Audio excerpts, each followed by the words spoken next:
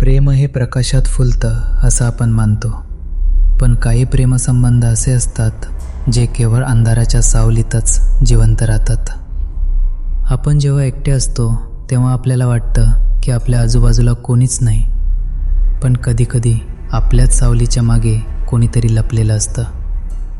Telling टेल्सच्या आजच्या भागात आपण एका अशा सावलीबद्दल जाणून घेणार आहोत जिने प्रेमापोटी एका तरुणाचं आयुष्यच अंधकारमय करून टाकलं. सुरुवातीचे काही दिवस ठीक गेले, पण लवकरच रोहनला एक विचित्र जाणीव होऊ लागली. तो जेव्हा रात्री बेडवर झोपायचा तेव्हा त्याला त्याच्या उशाशी कोणीतरी बसल्यासारखं वाटायचं. त्याने डोळे उघडले की तिथे कोणीच नसायचं, पण जसा तो डोळे मिटायचा त्याला त्याच्या कानात एक अतिशय गोड पण थंड कुजबूज ऐकू यायची.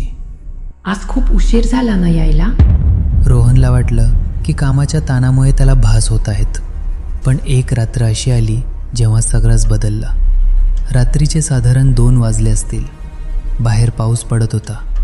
अचानक रोहनच्या खोलीतील दिवा फ्लिकर होऊन विझला.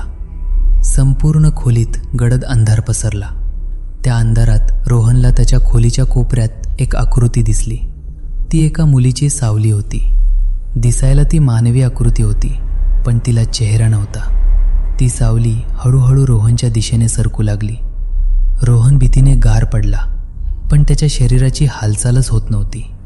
ती सावली त्याच्या अगदी जवळ आली आणि त्याने पाहिलं की त्याच्या स्वतःच्या सावलीचा हात त्या दुसऱ्या सावलीने पकडला होता. रोहनला त्याच्या हातावर कोणाचा तरी स्पर्श जाणवत होता, पण समोर कोणीच नव्हतं. ती सावली म्हणाली, घाबरू नकोस, मी फक्त तुला प्रेम करायला आलीये. तू प्रकाशात कोणाचाही हो, पण अंधारात फक्त माझा आहेस. दुसऱ्या दिवसापासून रोहनला प्रकाशाची भीती वाटू लागली. तो जेव्हा जेव्हा उजेडात जायचा तेव्हा त्याला त्याच्या शरीरावर जखमांच्या खुणा दिसायच्या, जणू कोणीतरी त्याला जोरात आवळलं आहे. पण अंधारात जाताच त्या वेदना थांबायच्या. त्या सावलीची भूक वाढत गेली. आता ती सावली फक्त रात्रीच नाही तर दिवसाही सावलीच्या रूपाने त्याच्या पाठीशी असायची. रोहनच्या मित्रांनी पाहिलं की रोहनची स्वतःची सावली आता त्याच्या हालचालींशी जुळत नव्हती. रोहन हात वर करायचा, पण त्याची सावली मात्र मान खाली घालून उभी असायची.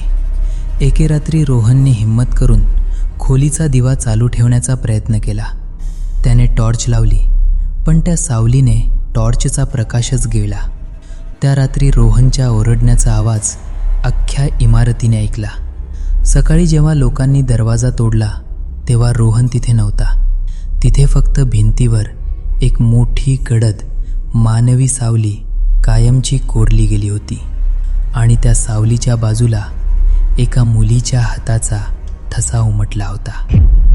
नंतर इमारतीच्या वॉचमनकडून समजलं की रोहन ज्या खोलीत राहत होता तिथे वर्षांपूर्वी एका मुलीने एकतर्फी प्रेमातून स्वतःला संपवलं होतं. मरण्यापूर्वी तिने म्हटलं होतं की जर तो माझा होऊ शकला नाही तर मी कोणालाच त्याचं होऊ देणार नाही.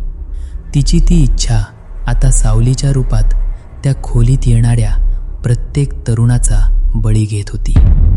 तर मित्रांनो, आज रात्री जेव्हा तुम्ही तुमचे दिवे विझवाल तेव्हा एकदा तुमच्या सावलीकडे नीट बघा. ती तुमच्यासारखीच हालचाल करते ना, की तिच्या हालचालीत काहीतरी वेगळेपण आहे? तुम्हाला ही कथा कशी वाटली कमेंट्समध्ये नक्की सांगा.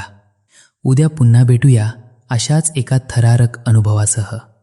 तोपर्यंत ऐकत रहा टेलिंग टेल्स.